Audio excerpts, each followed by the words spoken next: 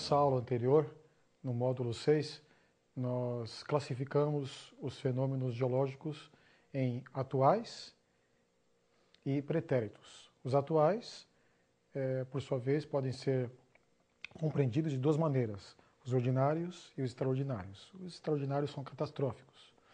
E os pretéritos podem ser classificados em regionais e continentais a globais.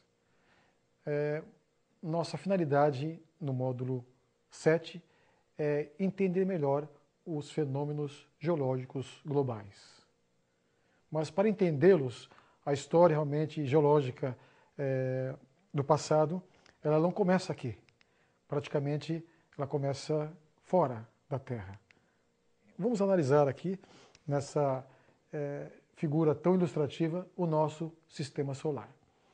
Eu tenho aqui o Sol no centro, os planetas sólidos estão aqui, Mercúrio, Vênus, Terra, a Terra está aqui com a sua Lua, Marte, Júpiter, Saturno, Urano, Netuno. Essa figurinha talvez esteja desatualizada, parece que o Plutão está lá ainda, né? Nós temos um cometinha, né, fazendo a sua aproximação em direção ao Sol, e preste atenção no que ocorre no espaço entre Marte e Júpiter. Aqui deveria existir uma órbita de um outro planeta, segundo alguns astrogeólogos. Só que no lugar de um planeta, a distância entre a órbita de Marte e a órbita de Júpiter é muito grande. E usando uma fórmula astronômica conhecida, deveria realmente haver um planeta aqui nesse espaço, entre Marte e Júpiter. Só que em lugar de uma órbita de um planeta, eu tenho a órbita de uma quantidade muito grande de fragmentos. Nós conhecemos como cinturão de asteroides entre Marte e Júpiter. Qual teria sido a origem desse cinturão de asteroides? Alguns dizem que a formação dos planetas, existem vários modelos da origem do sistema solar, mas alguns consideram que os planetas foram formados por acreção de material vindo do espaço. Acreção planetária, ou seja, meteoritos caindo numa massa inicialmente menor e o tamanho foi aumentando em função dessa assimilação de fragmentos do espaço, pela força gravitacional do próprio planeta em formação. Mas eu creio que essa origem ela não explica muitas coisas, inclusive não explica o que está aqui, porque realmente esses fragmentos estão aqui.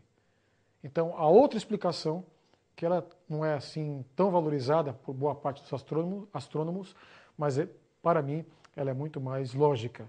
Havia um quinto planeta aqui.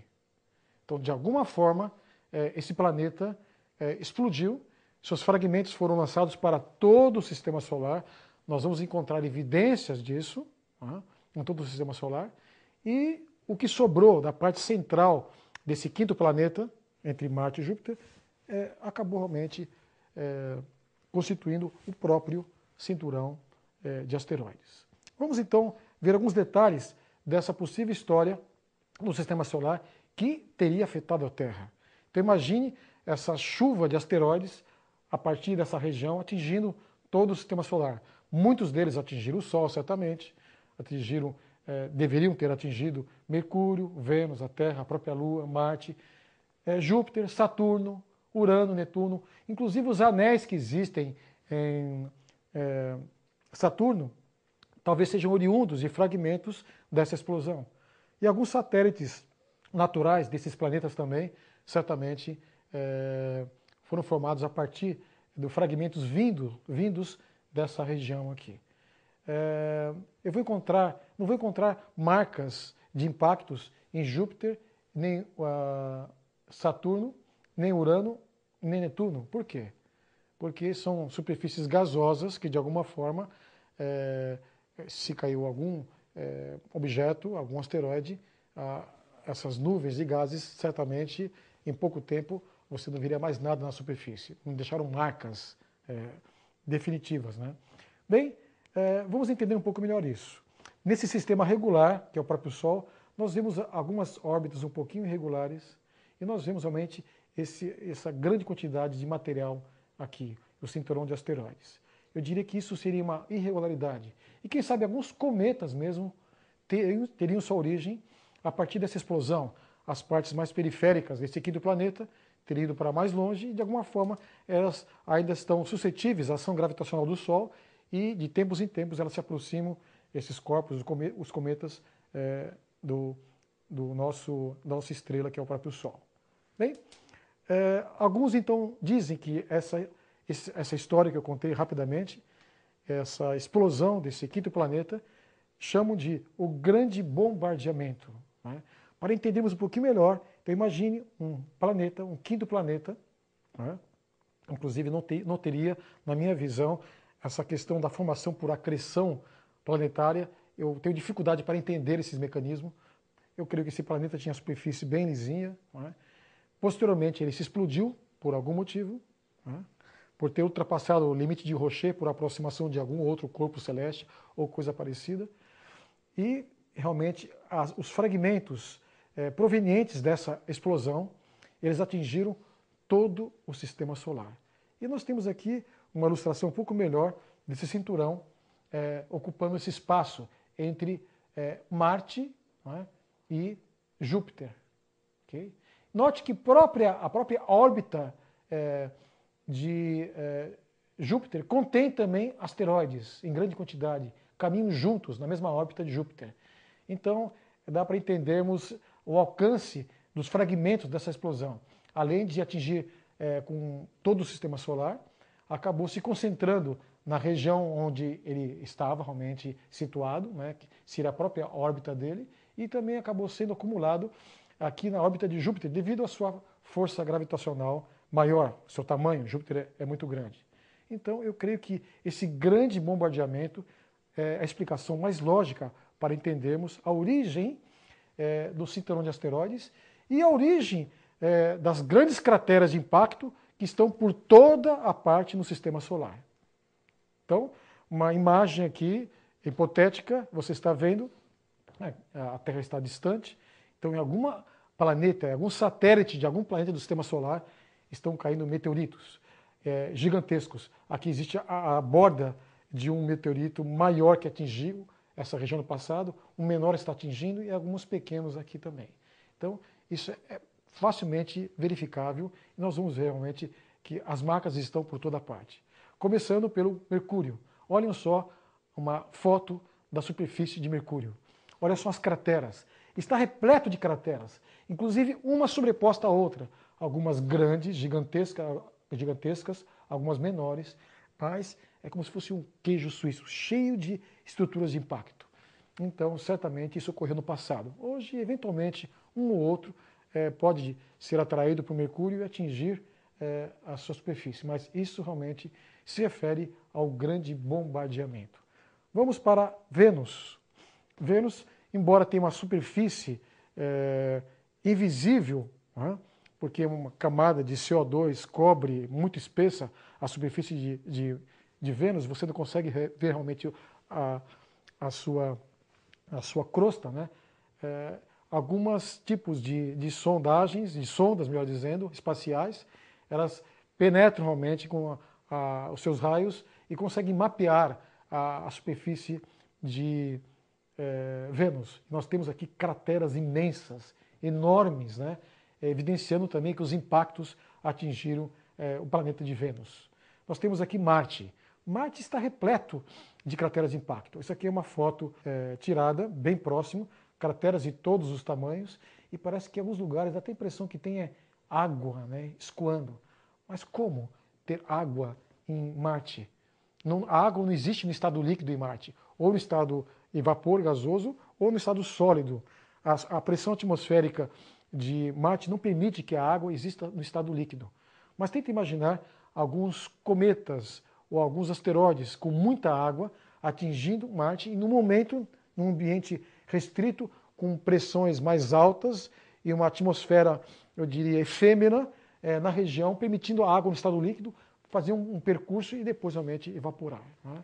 Então, parece que as evidências de água corrente em Marte são reais, mas nesse momento, talvez, que isso tenha ocorrido, no momento do grande bombardeamento que atingiu todo o sistema solar.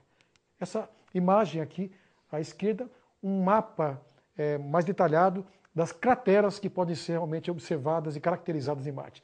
Percebam realmente muitas crateras, algumas enormes, imensas, né, grandes asteroides atingiram Marte. Por que boa parte dessas marcas estão obliteradas? Existem tempestades de areia em Marte que ocorrem com frequência. Então, talvez nessas tempestades algumas marcas são cobertas, mas nós podemos, naquele mapa do globo de Marte, verificar a grande quantidade de crateras de impacto, algumas imensas, muito grandes. E um dos satélites, Phobos e Deimos, são os dois satélites naturais de Marte. Aqui está o Phobos. Ele realmente é talvez um fragmento do quinto planeta. Ele é irregular, não é? Se fosse talvez maior, com o tempo ele teria o formato esférico, né, devido à própria força gravitacional, não é? E além de ser um fragmento, ele também apresenta fragmentos menores. Nessa explosão, esse fragmento foi atingido por fragmentos menores, né?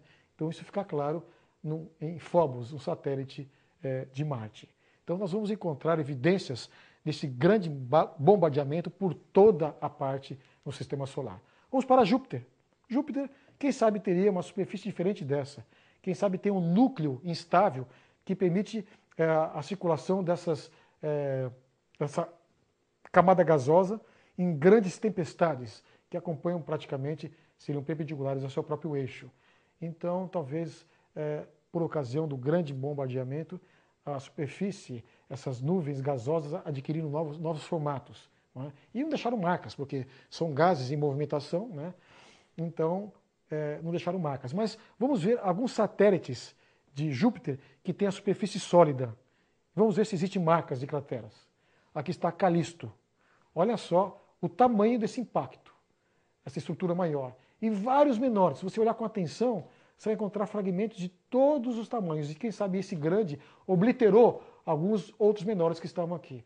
Mas certamente essas marcas se referem ao grande bombardeamento que ocorreu em nosso Sistema Solar. Aqui, Ganymede, que é um satélite imenso, ele é muito grande, é o maior satélite natural do Sistema Solar, ele tem crateras em toda parte, crateras de todos os tamanhos. Você pode, inclusive, na internet, buscar imagens da NASA e encontrar essas superfícies e vê-las com maior precisão. Tanto no satélite Calisto como no Ganymede, vai encontrar muitas, dezenas, centenas, milhares de estruturas de impacto. Isso, certamente, é o resultado do grande bombardeamento. Saturno, um dos próprios anéis, fragmentos colidindo próximo a Saturno, gerando camadas de poeira que foram realmente capturados pela gravidade de Saturno e geraram esses anéis belíssimos aí, com 270 mil quilômetros de largura e espessura pequena. Não é? Então, fragmentos de material rochoso, de gelo, compõem os anéis de Saturno. E, por ser uma superfície gasosa, também qualquer tipo de marca deixada por impactos no passado, nessa ocasião do grande bombardeamento, eles realmente, as nuvens teriam dissipado essas marcas. Mas vamos ver alguns satélites. Esse aqui, o Iapetus. Não é? Olhem só como está juncada de crateras a superfície desse satélite. Eu tenho aqui uma marca enorme, um grande meteorito, uma um pouco menor, outras menores e algumas menorzinhas. Né? Então, realmente, essa chuva de asteroides atingiu todo o Sistema Solar. Aqui eu tenho o Tétis, satélite Tétis, dá para identificar uma marca imensa aqui na parte central, né? E outras menores, né, estão por toda a parte desse satélite. E, finalmente, o Rhea, né?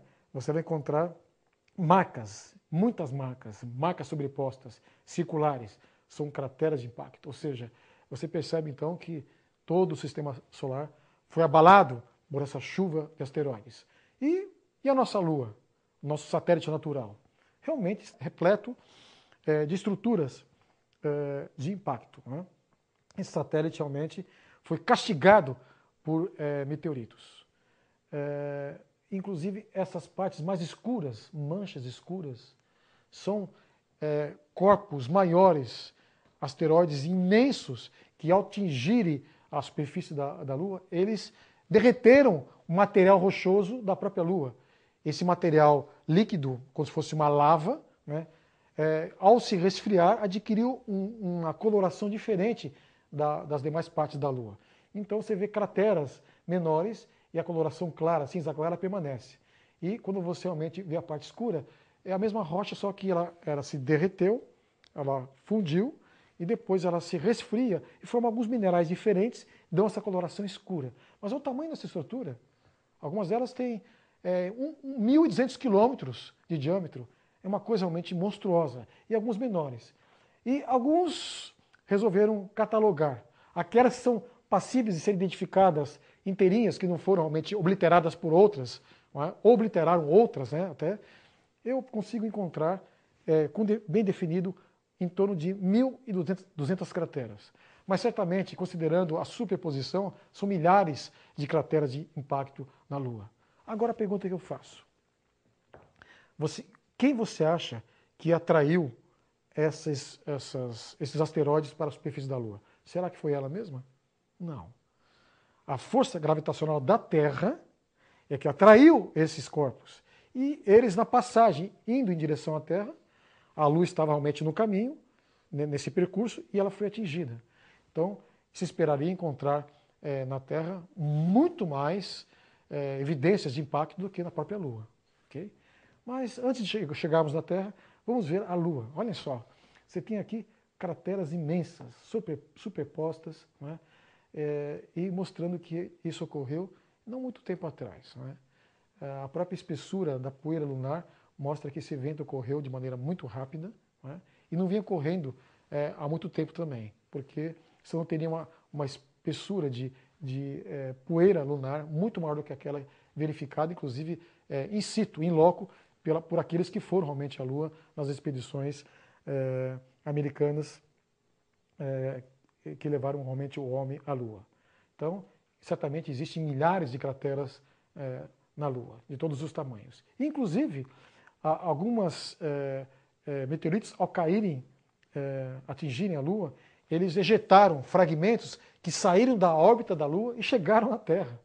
Um meteorito lunar, que nessa ocasião do grande bombardeamento, acabou atingindo a Terra. E provavelmente, alguns que atingiram a Terra lançaram fragmentos por espaço, e quem sabe alguns atingiram a Lua. Então, se eu procurar com cuidado aqui na Lua, quem sabe encontre alguns meteoritos terrestres na superfície da Lua. Isso não seria impossível, né? Alguns até dizem que alguns impactos em Marte ejetaram fragmentos em volta da região de impacto com grande velocidade, saíram da órbita de Marte e teriam atingido a própria Terra. Né? Então, nós vimos que uma situação catastrófica ocorreu no Sistema Solar. E na Terra? Será que ocorreu? A Terra tem as características que eu vi nos planetas do Sistema Solar, nos satélites e na própria Lua? Não. Por quê? Eu posso antecipar já. O que ocorre na Terra? Ela tem uma superfície, uma quantidade de água muito grande. Então, 3/4 da superfície da Terra se encontram submersos por grandes porções de águas oceânicas, mares. Não é? Então, é bem provável que se eu tirasse essa grande quantidade de água e pudesse mapear o fundo do leito dos oceanos, tirar a camadinha de sedimento do Holoceno, que deve ter obliterado muitas desses impactos, eu veria um leito oceânico cheio de crateras de impacto, talvez parecido com a superfície da Lua. Mas nas áreas continentais, por que eu não encontro crateras? 75% das áreas continentais da superfície da Terra estão cobertas por sedimentos. Então, mesmo que tenham caídos os meteoritos nas áreas continentais, a movimentação das águas levando o sedimento e formando as espessas camadas sedimentares teriam obliterado muitas dessas marcas. Mas, mesmo assim, nós encontramos a superfície da Terra hoje em torno de 200 crateras de impacto. Nós vamos mostrar algumas mais à frente.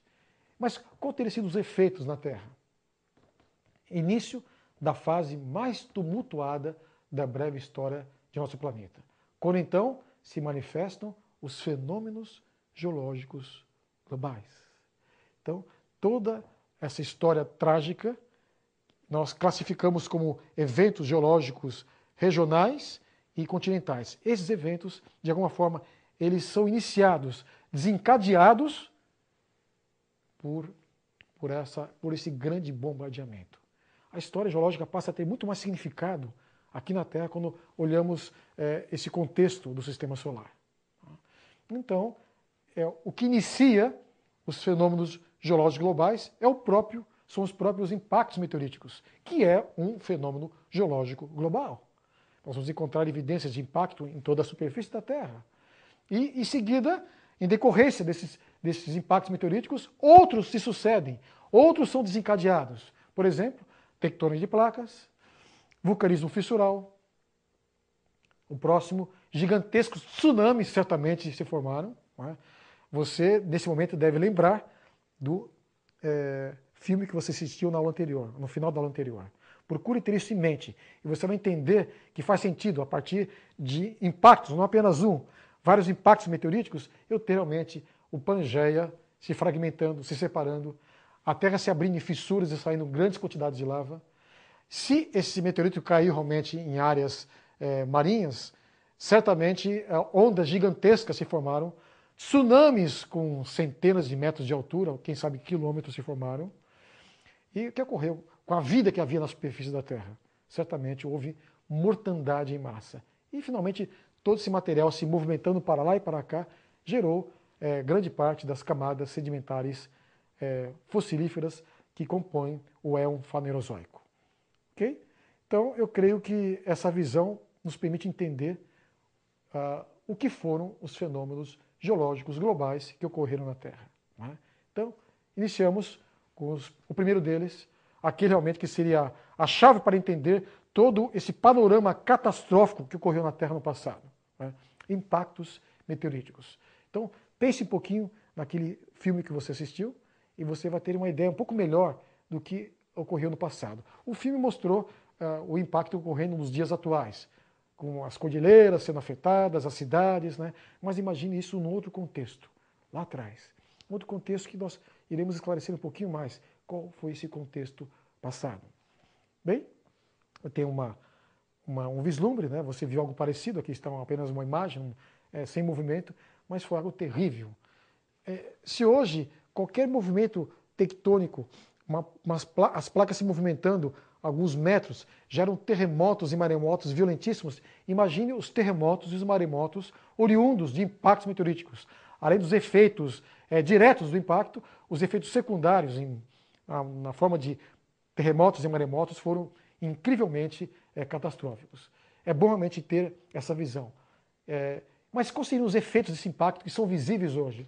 Bem, eu creio que nós podemos ver as crateras.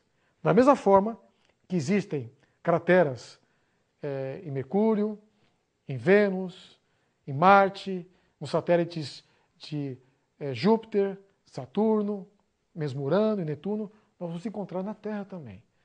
Os lugares onde, quem sabe, o meteorito caiu quando não houve mais sedimentação depois, então a marca ficou. É o caso da primeira que nós colocamos aí, a mais conhecida de todas, né, que é a cratera do Arizona, 1,3 quilômetros de diâmetro.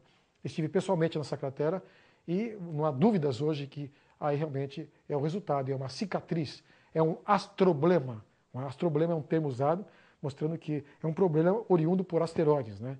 Então, esse astroblema é bem caracterizado. Talvez tenha a partir daí que as pessoas começaram a se interessar em identificar crateras de impacto na Terra. Mas não é só no Arizona, nos Estados Unidos. Existe também na África. Eu tenho uma delas aí, no Arounga, melhor dizendo, né? Arounga, na África, com 17 quilômetros de diâmetro. Aí ela foi um pouco afetada pelas mudanças que ocorreram na superfície após o impacto, né? Os processos erosivos, intempéricos, né? Mas a estrutura está preservada, né? Uma estrutura com 17 quilômetros de diâmetro na África. Vamos para outro lugar, na Europa agora. Certamente teria muitas estruturas, mas essa aqui, inclusive, ela está numa área hoje urbanizada, né? Em Rias, na Alemanha, eu tenho então aqui uma cratera muito bem caracterizada, com 24 quilômetros de diâmetro. Né? Isso ocorreu no passado. Certamente o que havia aqui era um cenário diferente. E quem estava realmente morando aqui, habitando, havia algum ser humano, havia realmente animais. Iremos falar sobre isso mais à frente. Então, eu consigo identificar perfeitamente nessa região da Alemanha uma cratera, um astroblema com 24 quilômetros. Esse aqui já era o Brasil, é o maior que foi identificado no Brasil, né, com 40 quilômetros de diâmetro. Interessante que esse programa Google Earth permite, alguns curiosos estão identificando muitas outras estruturas na Terra, estruturas circulares perfeitas, que realmente são as cicatrizes deixadas por impactos meteoríticos. Então, o número hoje ultrapassa realmente os 200 estruturas já catalogadas, né? Esse aqui é grande, né, na região de Araguainha, no Brasil, com 40 quilômetros de diâmetro. Vamos para o continente norte-americano, lá em cima, no Canadá, Manicouagan, no Canadá, uma estrutura muito bem caracterizada, né? Inclusive um lago anelar permite realmente identificar exatamente a circunferência, né? O ciclo deixado por esse impacto. Teria em torno de 70 quilômetros, bem maior. E nós vemos aqui na Rússia, na região de Popyay, eu tenho uma cratera que está um pouquinho deformada, mas você consegue identificá-la, já foi muito bem caracterizada, com 100 quilômetros de diâmetro. Imagine um asteroide que caiu aí, não é? Imenso. E esse aqui é talvez um dos mais famosos, né, na região de Chicxulub, no México, uma cratera, aqui uma visão mais por imagem de satélite, eu vejo parte dessa cratera, uma visão que estaria mais embaixo da superfície, não aflorando, na península de Yucatán, com 170 quilômetros de diâmetro. Esse aqui seria aquele meteorito que alguns geólogos no passado consideraram como a causa da extinção dos dinossauros, né? Aqui está realmente a chave para a arma mortífera que acabou com os dinossauros. Mas hoje existem já outras versões. Antes desse meteorito aqui, outros caíram e talvez tenham sido realmente os causadores dessa extinção e soterramento dos dinossauros, né? Apenas um, né? E mesmo antes desse aqui. Percebam que ele tem 170 quilômetros de diâmetro. Existe na NASA um laboratório, né, um prédio onde são simulados impactos meteoríticos, onde uma bola é lançada a 40 mil quilômetros por hora e realmente atinge uma superfície para se ver realmente os resultados. Qual o tamanho da cratera em relação ao tamanho do bólido. Então, se imagine que em função desses experimentos eu possa identificar ou ter uma ideia do meteorito que caiu aqui nessa região. Para uma cratera de 170 quilômetros, eu teria um meteorito em torno de 10 quilômetros de diâmetro. Seria realmente um corpo imenso, né, que teria provocado desastres numa área bem mais ampla do que aquela circunscrita por essa estrutura de impacto. Finalmente, eu tenho aqui, na região de Vredefort, na África do Sul, uma cratera, está realmente bem delimitada, pelo menos essa parte aqui, né, com 300 quilômetros de diâmetro. Então, certamente, um meteorito com 20 ou mais quilômetros de diâmetro teria provocado essa cratera e efeitos catastróficos numa área de milhares de quilômetros em volta realmente dessa cratera. Então, aqui está o grande bombardeamento sendo parcialmente caracterizado, alguns dos efeitos nessa imagem aqui, algumas crateras, dentre centenas, quem sabe, ou milhares que atingiram a Terra e realmente estão cobertas aí, ou por água ou por camadas sedimentares. Bem, alguns fragmentos são recuperados. Hoje se sabe, ao homem estar na Lua e coletar fragmentos, né, dessas regiões de impacto e analisá-los. Alguns fragmentos são vistos caindo na Terra, são recuperados e analisados. Alguns são encontrados em algumas regiões, e você quando encontra um meteorito, não há como ter dúvidas. Ele tem características únicas, que não se confunde com nenhum tipo de rocha aqui na Terra. Então você consegue saber, isso aqui é um meteorito que caiu no passado, ninguém viu ele cair, ou se alguém viu realmente, não deixou nenhum registro histórico. Então eu consigo caracterizar material vindo do espaço. E percebo que todos eles têm a mesma composição, como se a proveniência fosse única, cinturão de asteroides. Então, a história que contamos, o grande bombardeamento, faz bastante sentido, né? Então, esse aqui, o Willamette, é um meteorito que está no Museu Nacional de Nova York, Museu de História Natural, e realmente é grande. Veja as características dele. Tem cavidades arredondadas e uma composição, muitas vezes, de ferro e níquel, algo que você não vê na Terra em nenhum lugar. Aqui, esse é o nosso famoso meteorito, aqui do Brasil, o meteorito de Bendegó, né, na Bahia, toneladas de peso, realmente é um fragmento pequeno, mas devido à composição de ferro e níquel, eles são extremamente pesados, densos, né?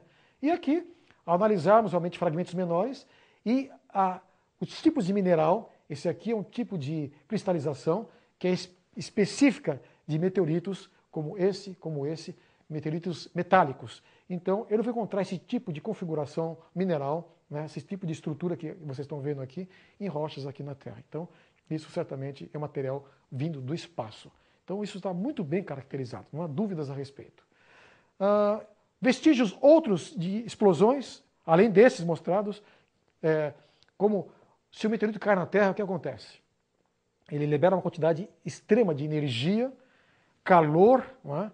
E você, ao analisar o que restou no lugar de impacto, você vai encontrar algumas coisas parecidas do que são identificadas em regiões onde foram feitos testes de bombas nucleares e bombas de hidrogênio.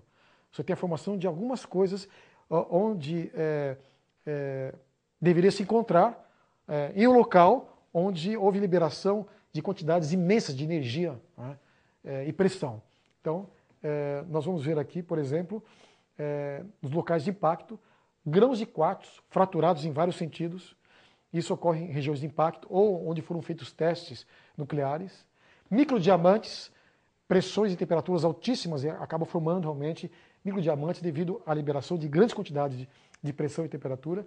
Pequenas, e calor, melhor dizendo, pequenas gotículas vítreas, ou seja, material que foi submetido ao impacto, a rocha se liquefez, fundiu rapidamente e depois se resfriou, gerando realmente gotículas de vítreas. Concentrações anômalas de irídio, né, é uma outra evidência. Irídio é um elemento raro aqui na Terra, mas é muito comum nos meteoritos. Então, existem muitas evidências. O interessante é que essas evidências só começaram a ser identificadas a partir da década de 80, porque o geólogo não gosta de trabalhar com catástrofe. O geólogo, tradicionalmente, é uniformista. Ele pretende realmente olhar aquilo realmente que ele quer ver. Coisas tranquilas, suaves, procurar entender bem os fenômenos geológicos ordinários para interpretar a coluna geológica. Isso foi um erro. A partir da década de 80, ficou claro realmente que os meteoritos caíram na Terra em grande quantidade, né? Isso podia ter sido detectado antes. E, certamente a história geológica assume realmente um novo contexto, né?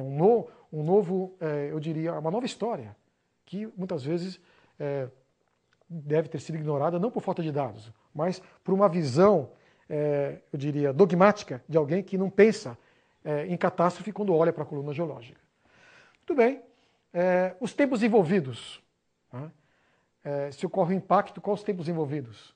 Certamente são extremamente curtos, segundos, minutos, horas. Como você viu no filminho, na aula passada, as coisas modificam de maneira muito rápida e violenta, não é? Abrangendo áreas imensas.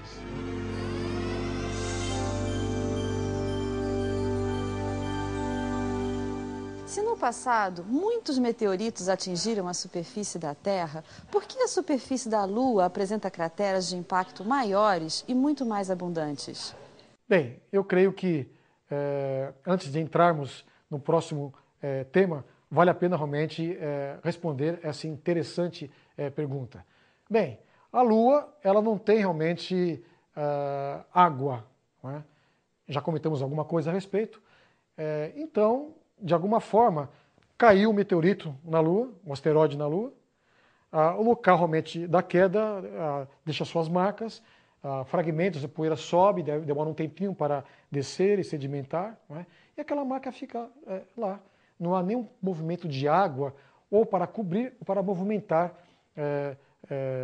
a superfície, obliterando, apagando realmente e descaracterizando as estruturas.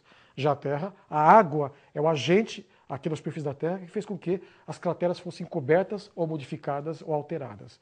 Então, isso faz a diferença. Se eu não tivesse água aqui na Terra, não é? E certamente a superfície da Terra estaria tão marcada por impactos meteoríticos como nós vemos na Lua, em Mercúrio e em outros planetas de nosso sistema solar. Muito bem, então vamos introduzir o segundo fenômeno geológico global, que é uma consequência do primeiro, a tectônica de placas. Aqui eu tenho uma figurinha mostrando uma das hipóteses, a mais aceita por geólogos, de como realmente ocorreu a separação de placas continentais, ou placas realmente nós chamamos tectônicas, não é? A partir de um continente único chamado Pangeia. Muito embora a boa parte dos geólogos não colocam como causa da tectônica de placas os impactos meteoríticos, certamente eles estarão aí. Então, por essa hipótese, nós vemos então um grande Pangeia, inicialmente, um grande oceano, Pantálassa. Né? Posteriormente, nós vemos essa separação ocorrendo, já dividindo uma parte do Pangeia norte, que seria a Laurásia, e a parte sul do Pangeia, Gondwana. Né? E vamos encontrar muitos fenômenos geológicos que se ajustam a essa separação. Finalmente, nós temos, depois de um tempo, a atual configuração. Essa seria a hipótese 1, a hipótese número 1. Mas existe uma segunda hipótese, que boa parte dos geólogos não aprecia. Então, você vai ver aqui a hipótese 2, ou seja, imaginando que a Terra sofreu um acréscimo de volume. Ou seja, não havia nenhuma porção grande de água. O oceano não existia, o Pantálasso não existia. A Terra tinha um diâmetro menor. E alguns dizem que ao fazer isso eu consigo um ajuste perfeito nas atuais áreas continentais. Muito mais perfeito do que esse ajuste da hipótese 1. Então, eles conseguem um ajuste perfeito. Então, a partir desse aumento de volume, por forças tracionais, ocorre a separação dessas placas, dessa grande placa continental que abrange toda a superfície da Terra, e começa a se formar o leito dos oceanos. Né? Então, não só o Atlântico, o Pacífico, aliás, o Atlântico, o Índico, mas todo o Pacífico se forma realmente a partir dessa hipótese por aumento volumétrico. Então, as partes se separam por uma expansão volumétrica da Terra. Então, essa hipótese, muito embora não seja aceita por parte dos geólogos, com relação à formação da placa africana, parece que ela faz um sentido. E outras evidências também parecem apontar para a hipótese 2. Quem sabe a melhor solução seria uma hipótese 3, onde trabalharia com essas duas hipóteses aqui, hipóteses que estão expostas aqui. Né? O que teria provocado, seja na hipótese 1 ou na hipótese 2, ou numa eventual hipótese 3, o que teria provocado a fragmentação e, na minha visão, até desencadeado a separação dessa porção una que existia antes. Certamente que os impactos meteoríticos estão aí como a causa primária dessa fragmentação. Então, vamos definir tectônica de placas. Está aqui embaixo, no quadro, disposição e movimentação das placas tectônicas ou placas litosféricas no tempo e no espaço, sobre o manto superior, ou seja, a astenosfera. Peraí, mas o que é placa litosférica? O que é astenosfera? Então, vamos entender melhor com essa figurinha, eu diria, que ilustra bem as subdivisões concêntricas da Terra. Então, o núcleo, se imagina, ninguém atingiu o núcleo, nenhuma sondagem, né? Nós conhecemos a parte mais periférica da litosfera, né? Nem nela inteira nós conhecemos. Então, muitas inferências são feitas para nós termos essa configuração que se imagina realmente existir. O núcleo interno, né, está aí, quem sabe composto de ferro e níquel, no estado sólido. O núcleo externo, realmente no estado líquido, né, também composição semelhante, bem denso. Um manto, uma porção bem espessa. Depois vem aquilo que seria uma porção superior do manto, ou o manto superior, seria a astenosfera. E a litosfera está aqui. É uma parte da superfície da Terra que teria de algumas dezenas de quilômetros até, quem sabe, 200 quilômetros nas áreas continentais. Então, a sua espessura varia. Nas áreas, na crosta oceânica, nas áreas oceânicas, a litosfera é mais delgada. Nas áreas continentais, ela é mais espessa. Mas essa grande capa litosférica, então, ela se fragmentou no passado e se movimentou. Movimentação de afastamento, de divergência e movimentação em alguns lugares de compressão ou de convergência. Então, é interessante analisarmos. Então, essa movimentação dessa placa fragmentada em partes, ela acabou realmente se movimentando em cima dessa parte superior do manto, que nós chamamos de astenosfera. Então, fica mais fácil agora definir o que é placa litosférica. Ou, inicialmente, litosfera. Litosfera é a delgada porção periférica do globo terrestre. Fragmentada.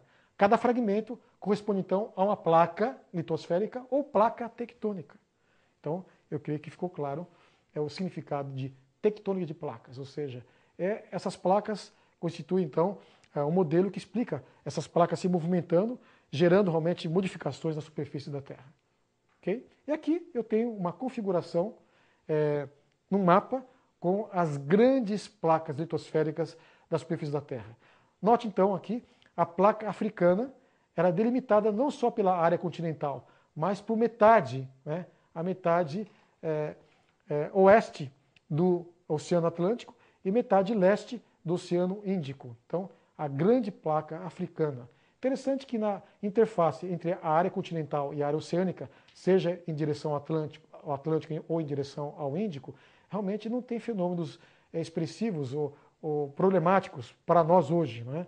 Então, essa seria a placa africana. A placa sul-americana, ela compreende a área continental sul-americana, ela vem até aqui, até a placa do Caribe, vem até aqui, até o meio do Oceano Atlântico e desce pela dorsal mesoatlântica. Então, essa configuração aqui representa a placa sul-americana, né? Então, nós estamos aqui bem no meio da placa, né? Essa região não tem problemas, mas essa tem. As regiões onde a placa se afasta, é a região de divergência, de afastamento, de tração, ela gera algumas coisas, terremotos. E a região de compressão, à medida que essa placa se movimenta para lá, ela realmente encontra uma resistência, ou seja, na placa de Nazca, ou mesmo na própria placa antártica, ou na placa pacífica, e gera realmente terremotos. Vamos explicar um pouquinho mais essas regiões de convergência e divergência de placas, porque isso interessa para nós. Mas note aqui esse quadro. A placa realmente pacífica é a maior de todas, não é? Ou, quem sabe, a placa norte-americana é imensa, né? Você tem a placa australiana grande, ou seja, você tem 7 grandes placas e várias menores. Então, nas interfaces entre as placas é que ocorre a concentração de fenômenos vulcânicos e sísmicos, que realmente afetam muito alguns lugares. Por exemplo, vamos pegar aqui no Oceano Atlântico o Japão. O Japão está realmente nessa região. É uma junção de 4 placas. A placa norte-americana, a placa euroasiática, a placa das Filipinas e a placa pacífica, do Pacífico. São 4 placas se encontrando aqui no Japão. Basta uma delas se movimentar, você tem terremotos. Então é uma região bastante precária em termos tectônicos as ilhas japonesas. Vamos então explicar um pouquinho mais, nos interessa, não é? As zonas de encontro dessas placas, né? Então, eu tenho os limites divergentes, que estão aqui caracterizados, essa parte mais clara no azul dos oceanos, esse alinhamento aqui, eu coloquei algumas setas, olha, isso aqui, desce, uma extensão muito grande, vem para cá, aqui tem uma outra região de divergência, né?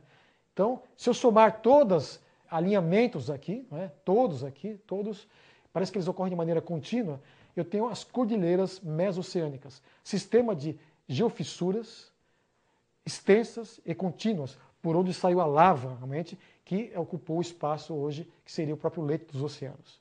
E essas cordilheiras têm em torno de 84 mil quilômetros. É a feição geológica mais extensa na superfície da Terra. Okay? E eu tenho terremotos aqui. A Islândia está exatamente no meio de uma dessas cordilheiras mesoceânicas. Ela mesma é formada por material que veio das profundezas da litosfera ou mesmo do próprio manto. Então, aqui no nosso país, eu tenho aqui essa região aqui da dorsal mesoatlântica, é muito próximo à costa brasileira. Então, eu tenho alguns terremotos aqui na região do Rio Grande do Norte. São as únicas regiões problemáticas. Os terremotos que ocorrem aqui nas demais regiões do Brasil são reflexos dos terremotos que ocorrem aqui na região dos Andes, né? Porque é uma região de compressão. A placa sul-americana sendo realmente comprimida ou confrontada num movimento de compressão, de convergência com a placa pacífica. Então vamos para as regiões, os limites de convergência. São os que ocasionam mais desastres geológicos, né? Então você pega toda a orla do Pacífico, okay? toda ela realmente de zonas de compressão, onde ocorrem as maiores incidências de terremotos e fenômenos vulcânicos, né? Aqui nessa região também, as grandes cordilheiras, os Alpes, os Apeninos e aqui o Himalaia, é uma região também de compressão, como se a Índia tivesse empurrado, né, a Ásia e gerado todo esse dobramento, as camadas, né? O mesmo ocorre aqui. As grandes cordilheiras, então, são as regiões de compressão, né? Onde as placas se comprimiram e geraram as grandes cordilheiras. E aí realmente você vai, além dos arcos de ilhas do Japão e outros lugares, como já mencionamos, ocorrem as regiões onde preferencialmente ocorrem os terremotos. Nosso Brasil realmente é um lugar privilegiado com relação a esses fenômenos, porque está bem distante tanto do limite convergente, como também do divergente, que realmente ocasiona sismos de menor magnitude e menos frequentes. Então, aqui nós temos um mapa de risco, resumindo tudo aquilo que apresentamos. Então, as regiões de risco sísmico que ocorrem no globo terrestre. Aqui, praticamente não existe. As áreas em branco são as áreas realmente mais privilegiadas, no sentido de não ter terremotos. E as partes avermelhadas, onde você tem a incidência, o risco muito alto de grandes terremotos. Então, a região onde está ocorrendo terremotos com muita frequência ultimamente está nessa região aqui, tanto aqui como aqui, toda essa região aqui, onde você tem terremotos. E você vai no Japão, continua aqui, uns aleutas, né? Desce, você tem aqui a parte norte dos Estados Unidos, a parte aqui próximo ao México, na Califórnia, Vale San Andrés, uma incidência muito grande de terremotos, e toda a região dos Andes, né? E à medida que você se afasta dessa região vermelha, vai diminuindo o risco de sismo. E o Brasil aqui é uma região extremamente privilegiada. Então, a grande maioria dos terremotos localiza-se nos limites convergentes das placas tectônicas. Tudo bem, então tudo isso ocorreu, essa configuração se modificou a partir do Pangeia, na minha visão, de maneira extremamente rápida. Vamos então para uma atividade para entendermos um pouco melhor esse contexto de fenômenos geológicos globais. Já apresentamos dois: impactos meteoríticos e tectônicos de placas.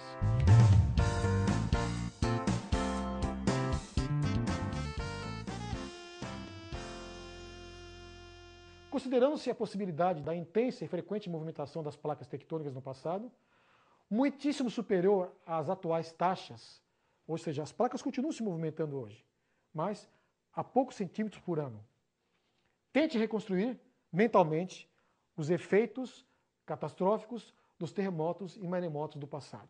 Então você tem que associar com aquele filminho que você assistiu na aula anterior, aquilo realmente que poderia ocasionar, que não ficou claro no filme, em termos de terremotos e maremotos, além dos efeitos imediatos e diretos do impacto. Então realmente a Terra sofreu bastante nessa ocasião, foi bastante afetada por esses eventos catastróficos.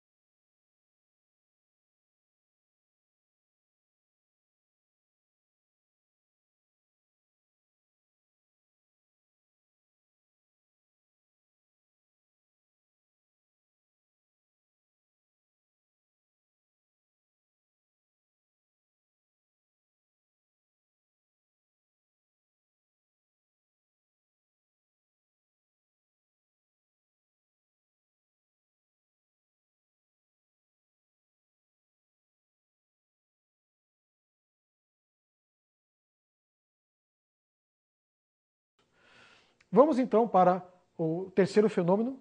Estaremos encerrando então esse módulo 7. Os 3 fenômenos restantes estaremos abordando na aula seguinte.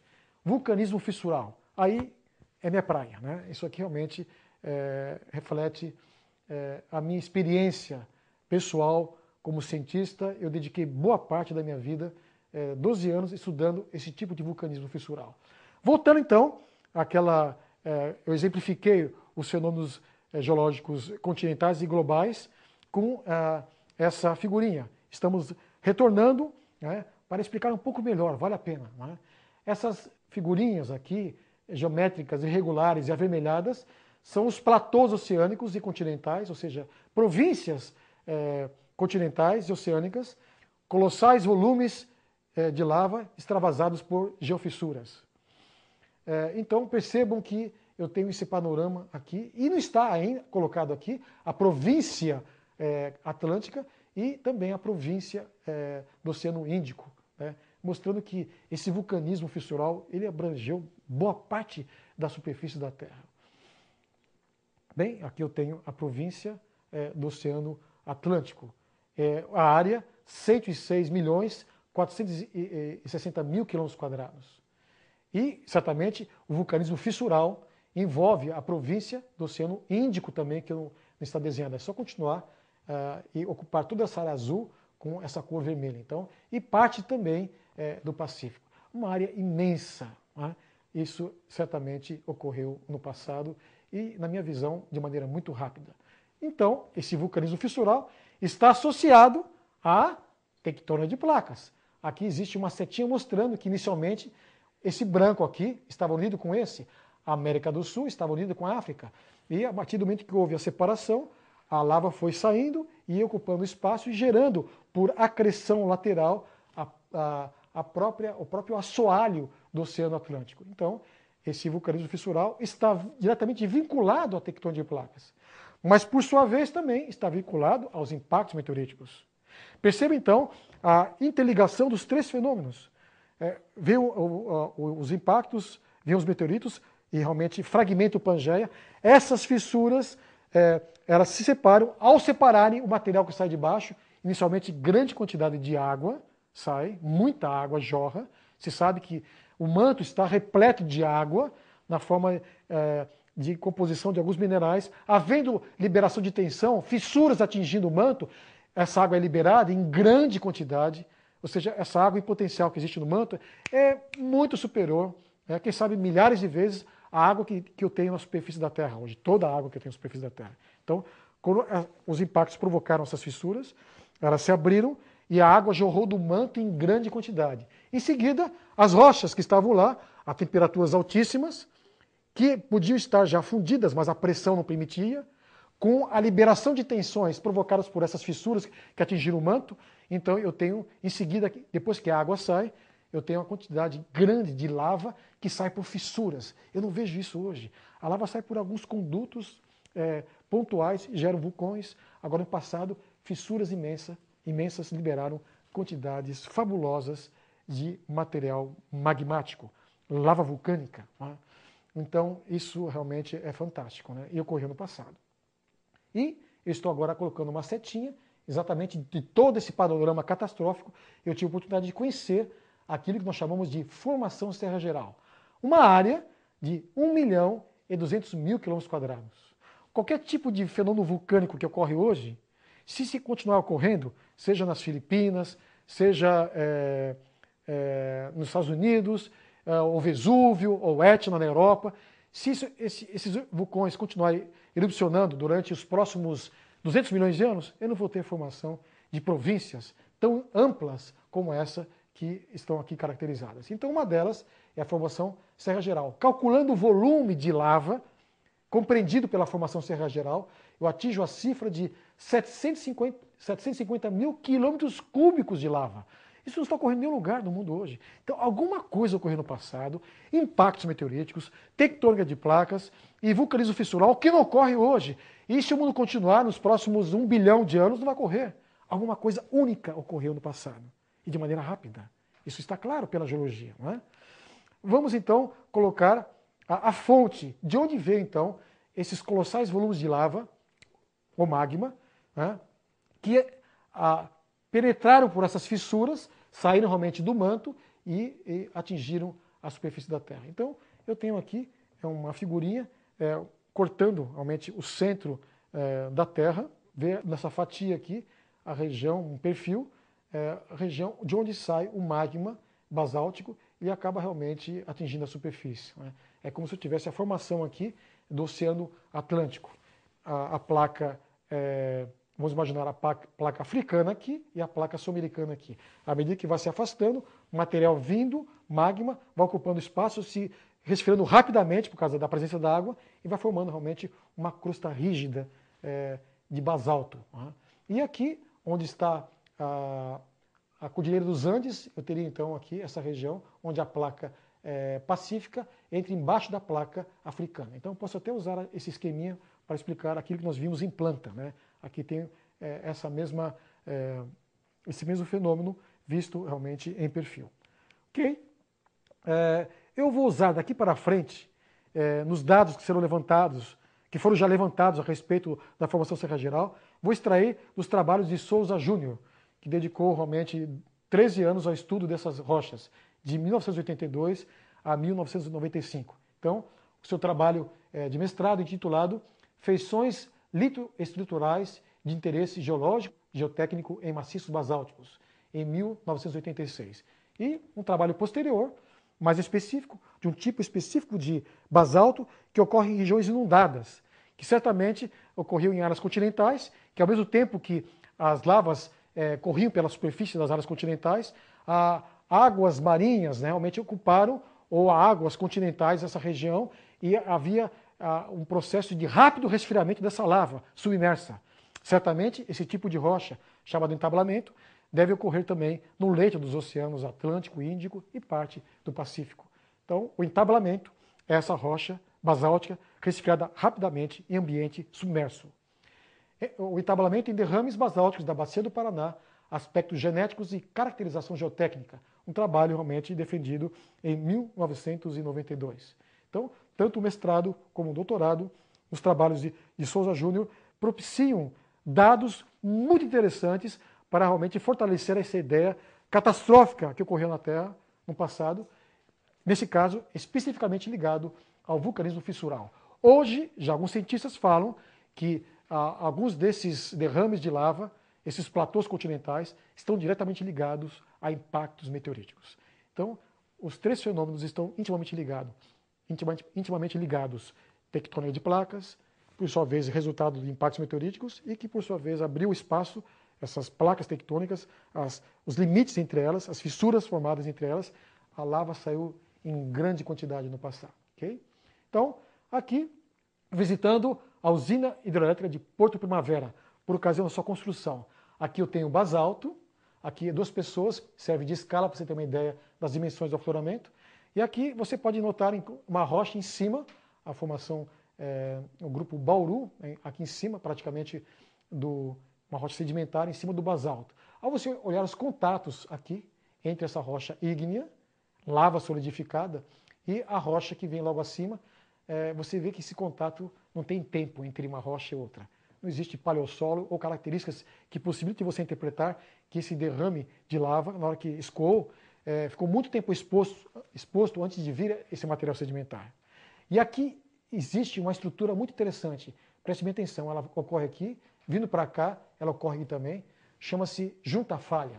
Eu tive a oportunidade de estudar em detalhes essa estrutura geológica. E qual a evidência que ela fornece? Fornece o seguinte, esse derrame estava no estado líquido ainda, tinha acabado de escoar, né? E antes que ocorresse a total cristalização, havia água aqui, isso foi muito rápido, já veio um outro derrame, de tal maneira que os derrames foram superpostos, todos no estado líquido, e você verifica isso ao notar o contato entre um derrame, ou de solidificado, e outro. Você não vê tempos, ou seja, paleossolos, mostrando um tempo de exposição muito grande entre um derrame e outro. Você vê nitidamente que eles foram superpostos de tal maneira que, quando o último escoou, isso gerou algumas modificações na topografia devido à pressão, da lava, quando ela sai na superfície, isso deve ter gerado uma movimentação nos derrames que estavam lá embaixo. Estava um processo quase final de solidificação e na parte central estavam líquidos ainda. E essa movimentação dessa parte ainda líquida no centro do derrame gerou essas feições chamadas de juntas falhas. Esse trabalho realmente é um trabalho que já foi publicado tecnicamente e mostra a rapidez do processo de superposição das lavas, em um tempo muito curto, muito curto. Aqui um outro afloramento que tive a oportunidade de conhecer, mais uma escavação de uma usina hidrelétrica, onde as rochas basálticas afloram em grandes extensões, aqui em Nova Ponte, Minas Gerais. Você tem aqui algumas imagens da obra de escavação, e ao você ver esse caminhão e esse trator, dá para imaginar a dimensão do afloramento. Aqui eu tenho um contato entre uma rocha pré-cambriana, uma rocha, seria um xisto praticamente, uma rocha metamórfica, e em cima o derrame de lava. Derrame 1 que nós chamamos. O contato entre essa superfície e essa mostra que não houve tempo entre, ou seja, essa superfície ficou exposta pouco tempo, de tal maneira que o derrame veio logo a seguir. Eu não tenho evidências de paleossolo desse xisto entre o derrame, que essa lava correu em cima dessa rocha aqui embaixo, e essa rocha que já existia por ocasião do extravasamento desse corpo de lava. Então, mais uma evidência da rapidez de processos. E quando eu olho um derrame e outro em cima, você consegue identificar isso, porque o derrame que escoou de lava, a superfície fica em contato com a atmosfera, e isso faz com que a rocha se oxide e crie vesículas e amígdalas, então você consegue, depois do material solidificado, identificar o contato dele já como rocha. Então, ao se identificar esse contato, você verifica que não há tempo. O material está intacto, não tem alteração intempérica, e às vezes existe uma camadinha de sedimento. Na ocasião, o vento estava levando sedimento, e algumas vezes cobre essa crosta já solidificada antes que venha o próximo derrame em cima. Então, os processos de formação dos derrames são extremamente rápidos. 12 anos de minha vida eu dediquei realmente para encontrar essas evidências científicas da superposição dos derrames. Mas não são apenas dados de campo. Ao analisar mais próximo, por exemplo, essa superfície da rocha, eu percebo que o resfriamento, praticamente essas estruturas semicirculares, são a superfície de fratura, mostrando que ela se encaminhou de cima para baixo. Isso é fácil, a mecânica de fraturas permite você identificar isso, de maneira tão rápida que você percebe que sempre ela se propaga de cima para baixo. Ou seja, quando a lava se resfriou, não houve tempo de começar um resfriamento da base do derrame em direção ao topo. Ele veio de cima, havia água em cima, e tudo se cristalizou de maneira muito rápida e atingiu a base do derrame, a cristalização, sem nenhum movimento de cristalização de baixo para cima. Então, rapidez, extremamente rápido. Vamos olhar ainda, está uma setinha vermelha aqui mostrando uma fratura nessa rocha. Vamos no laboratório. Pego essa fratura, faço uma lâmina delgada, não é? Bem fininha, a rocha fica tão fininha que fica quase translúcida, praticamente translúcida. Eu levo ao microscópio, e o que eu vejo no microscópio? Eu vejo, isso foi retirado da pedreira Construcap, em Ribeirão Preto.